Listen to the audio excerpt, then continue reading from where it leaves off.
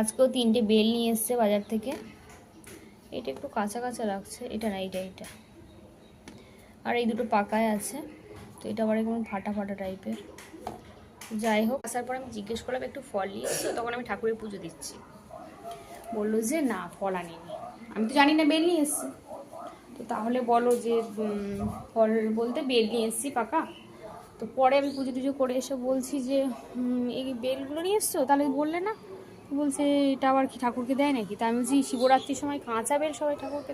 তো এখানে আমি দেখেছি শিবরাত্রির সময় সবাই কাঁচা বেল দেয়, কিন্তু আমাদের ওখানে না, আমাদের তো বেল গাছ আছেই, তো আমাদের পাকা বেল কিনে দেওয়া হয়, কিন্তু কাঁচা দেওয়া হয় না।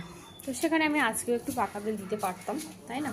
তো ভাবছি যে বেল আবার দেয়, তো তাই আমি বলছি কেমন টাইপের না, তুমি বলতে তো পারতে। তো যাই হোক, কিছু করার নেই, নিয়ে এসছে। এখন দেখি বিকালে শরবত করতে পারি কিনা।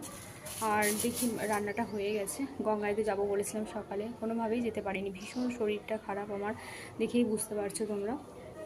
তো এখন বাজে 1:20, রান্নাটা জাস্ট একটু আগে ধরো 20 মিনিট হলো রান্নাটা কমপ্লিট করেছি। ভীষণই শরীর খারাপ, মানে পারছিলাম না, কোনো প্রকারে করলাম আস্তে আস্তে করে।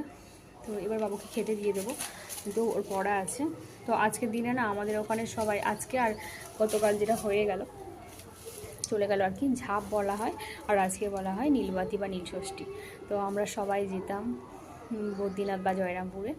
ওখানে গিয়ে আমরা বাবার পুকুরে স্নান করে চাল পয়সা আম দিয়ে বাবার মাথায় জল ঢেলে ওখান থেকে কিছু খেয়ে, আর প্রচুর বড় মেলা বসতো, বাড়ি আসতাম। তো এখন তো সেগুলো খুব মিস করি। তো তাই আর কি, পুরানো দিনের কথা মনে পড়লে খুব ইচ্ছা করে যে যায়, কিন্তু এতটা দূরে আমি থাকি যে ইচ্ছা করলেও যেতে পারি না। খুব কষ্ট হয় কিছু কিছু ফেস্টিভ্যাল যেগুলো আমি যেতে পারি না, মানে মানে খুবই খারাপ লাগে আর কি। যাই হোক, তো সেই আর কি সবাই মিলে চলে যেতাম, বান্ধবীরা, বাবা মার সাথে, কাকু কাকিমা সবাই, ঠাম্মি দাদু সবাই মিলে যেতাম। আর প্রচুর বড় এরিয়া নিয়ে এই জায়গার মানে এই ইয়েগুলো হয়, আবার মন্দিরের ওখানে মেলা টেলাগুলো হয়। এখন যেতে পারি না, তো তাই আর কি আমার দিদি বলছিল তোর কি ইচ্ছা হয় না যেতে, চলে আসতে পারিস না? আমি যদি সেরকম মকা হতো, পরিস্থিতি হতো, অবশ্যই যেতাম, আমারও ইচ্ছা হয়। আর এখানে সবাই যায় না, তবে অনেকেই যায় আজকের গঙ্গাতে স্নান করে জল টল ঢালে।